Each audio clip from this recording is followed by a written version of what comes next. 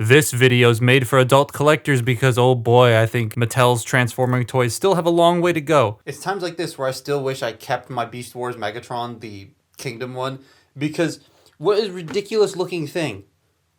What a ridiculous looking...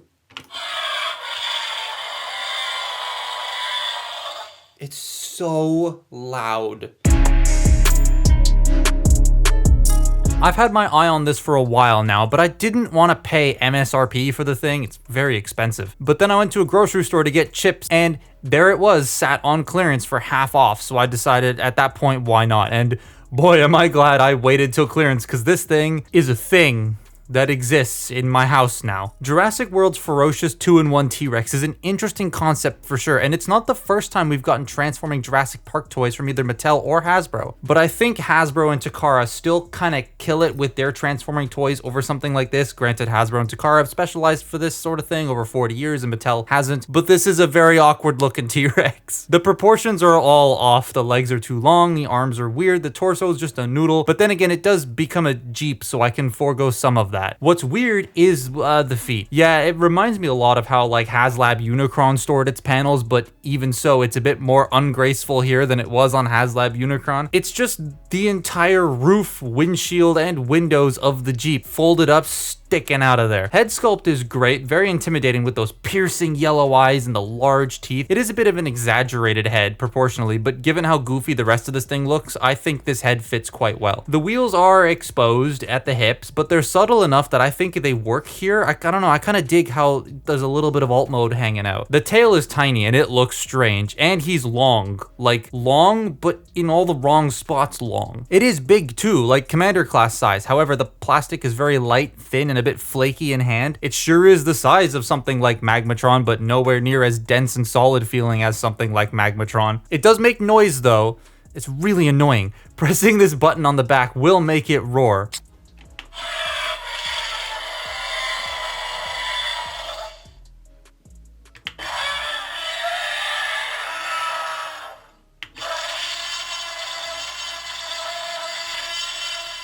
Now, it does have some form of articulation. Granted, it's not very usable.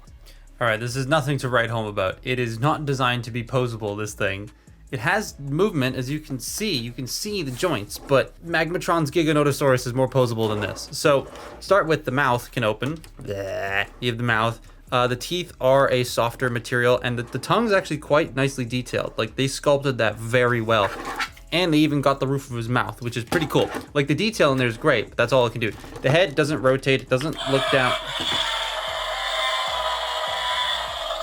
If you so much as brush your finger against the button, it goes off. He can look up that far, but then his throat starts to detach.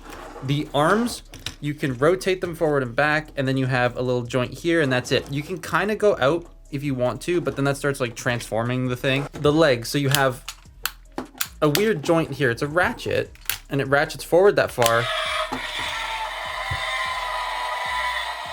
I hate. And then when you go back, you get one click, and then you go even further, and the ratchet is gone, because that's for transformation. So you get a click each way, and that's about it. There isn't really much in the way of outward motion, unless you start detaching. I am going to. Unless you start detaching the thing, in which case it's, again, for transformation. You have this knee here that... it's really stiff. It only goes about that far. You have this joint here as well, which locks in here, and then it's like not locked in here.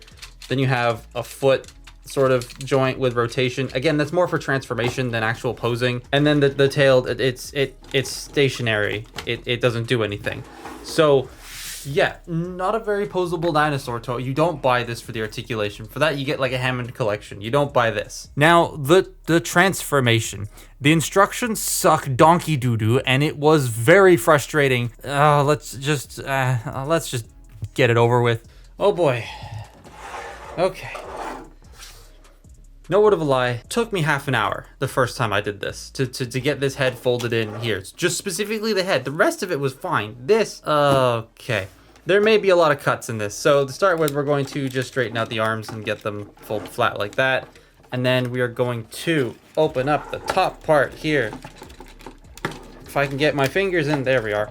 Get that opened, and then push the wheels out. but leave those white bits in there. So you want to get the wheels out of that, and then you want to fold this in, open this section up inside, get the head out of the way, get the head out of the way, and this is the difficult bit. There we go. You want to push that all the way through and then fold this piece all the way up. You don't want to leave it flat yet. You want it all the way up. So once you've done that, you want to come in here. This is the part that I got stuck on. You have to take this panel and open it up. Otherwise, nothing is going to fit in here. The instructions don't do a really good job at telling you that this panel needs to open once you've folded everything around. So you want to open that and it fits in this cavity here. And then this, you just leave it all out. Don't tab anything in yet. Then,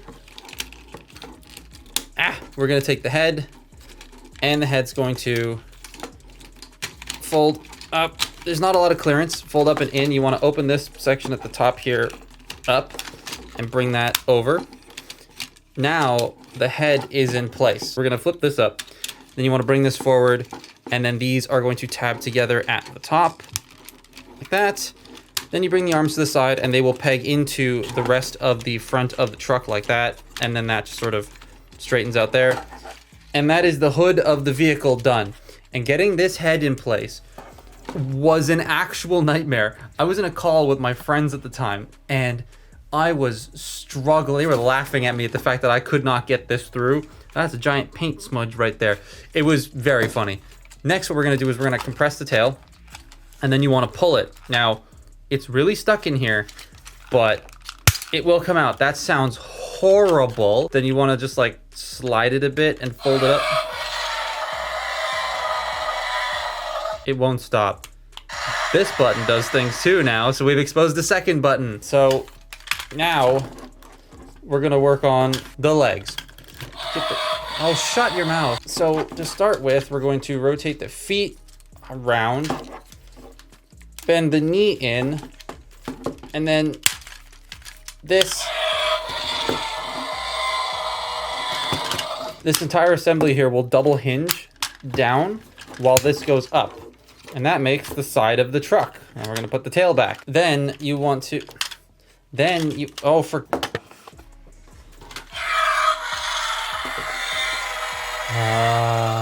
going to die. So then you want to take this entire,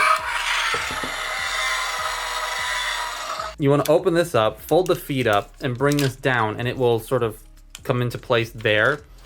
Then you take the windshield front, you bring it around and over.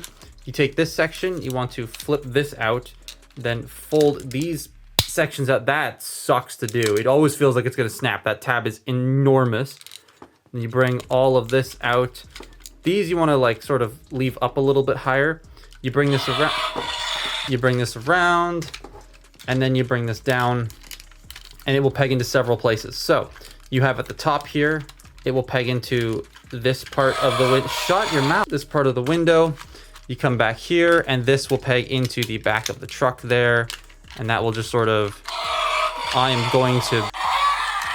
want to make sure the tail's all the way closed, because then that little latch there will fit into the back of the, why are you still yelling at me? And then this pegs into here, like that, and that, there you go, that's one half of the truck. For the sake of my ears and your ears, I'm going to do this off camera, because I don't want this thing screaming at me anymore. I didn't even touch you. Shut your mouth, dinosaur toy. You're way too loud and I don't like you. And then, there it is. I hated that. Yeah, the headache this makes when transforming it isn't worth this alt mode at all. It looks rough. I think the proportions are goofy enough to be charming, and I don't mind them, but that front end is just so ugh. Then there's this subtle gap underneath the windshield that I can never get to sit right. It does that thing I don't really like on third-party toys where all of those like air escape holes for the pins and things are just exposed. On a normal transformer, you don't really see that, but I see it a lot on third party, and it is here, and it's an eyesore. Oh, and there's no badging or numbers on this because they're all stickers, which I would have put on if they weren't folded out of the box. That though is more just down to my copy being packaged weird over a fault with the product, but it is still tad annoying. Like again, I dig the concept quite a bit. It is such a neat idea that I would love to see Mattel try again, but take the faults of this one and learn from them and make something cleaner and nicer to play with. But this, as it stands, is really rough, and honestly, I wouldn't recommend it. But that's my look at Jurassic Park World's transforming ferocious 2-in-1 T-Rex thingy. Follow me on Twitter and Instagram. I'll see you next time. Bye-bye.